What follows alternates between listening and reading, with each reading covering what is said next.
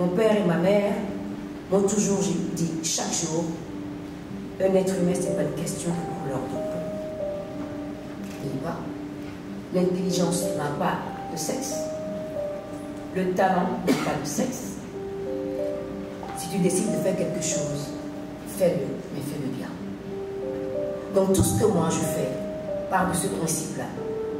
Que quand on veut s'engager à faire quelque chose, il faut être prêt à savoir qu'il peut y avoir des obstacles sur le chemin. Et avoir un plan B, C, D, E et toujours rebondir pour avancer. Pour moi, ce monde dans lequel nous vivons ne doit pas être seulement qu'un monde de mots. Quand on dit liberté, ça veut dire quelque chose. Quand on dit égalité, ça veut dire quelque chose. Quand on dit fraternité, ça veut dire quelque chose. Et tant que ces mots-là seront vides de sens par les actions que nous posons, nous n'avons pas le droit de les utiliser jusqu'à ce qu'on se dise c'est égal à ce qu'on fait. Moi, je crois profondément en un monde où tout le monde peut vivre en paix. Je ne dis pas que tout le monde peut être riche, parce que la planète n'a pas suffisamment de ressources pour que tout le monde soit riche. Mais la planète a suffisamment de ressources pour que chaque individu, homme ou femme, ait un toit sur la tête, 3 repas par jour, accès à une bonne éducation et un bon système de santé. Jusqu'à ce qu'on délivre cette promesse-là, nous avons encore du travail à faire. Moi, je suis artiste, je chante, je vais dans le monde entier. Et chaque fois que je monte sur une scène, c'est un éternel recommencement pour moi.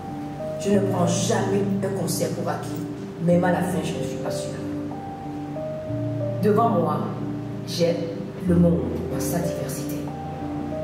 C'est puissant et ça me rend humble tous les jours. Car je n'ai pas demandé à avoir la voix que j'ai.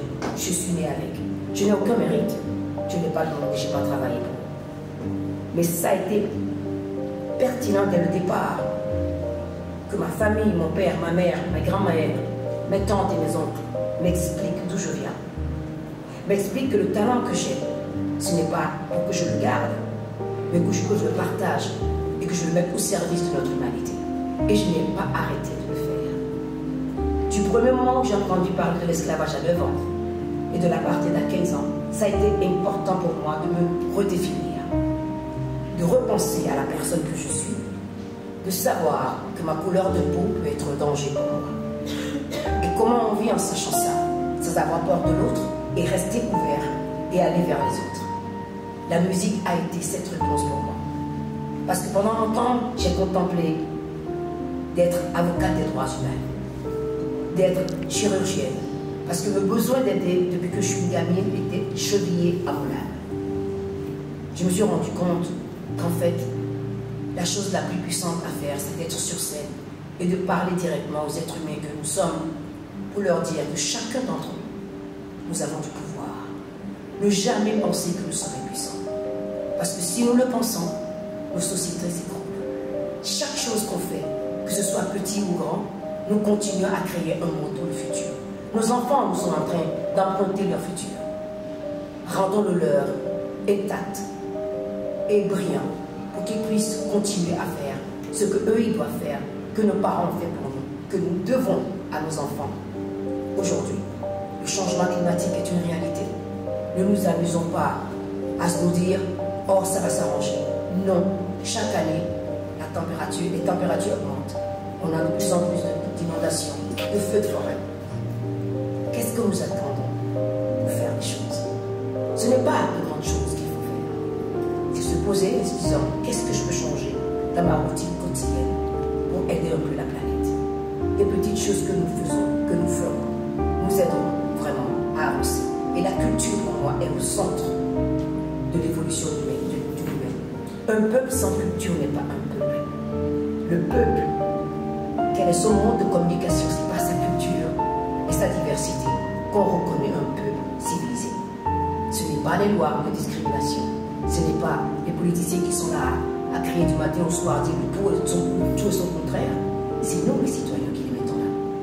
Donnons les responsables. Donnons les pieds dans le feu. Vous nous avez promis ça, on le veut. Mais si on le veut, qu'est-ce qu'on fait pour que ça se passe? Nous avons aussi une responsabilité. On demande. C'est mon droit, je l'entends souvent, mais je me dis, c'est mon droit. Je dis alors, ton devoir, il est où? Ta responsabilité est où? Quand il y a un droit, les deux le suivent. Donc, créons des citoyens de demain. Quand ils disent c'est mon droit, ils ont travaillé pour. Et ils ont fait quelque chose pour que ce droit perdure pour les autres générations. Je vous remercie pour ce prix. Je ne fais rien d'autre que ce que mes parents m'ont appris.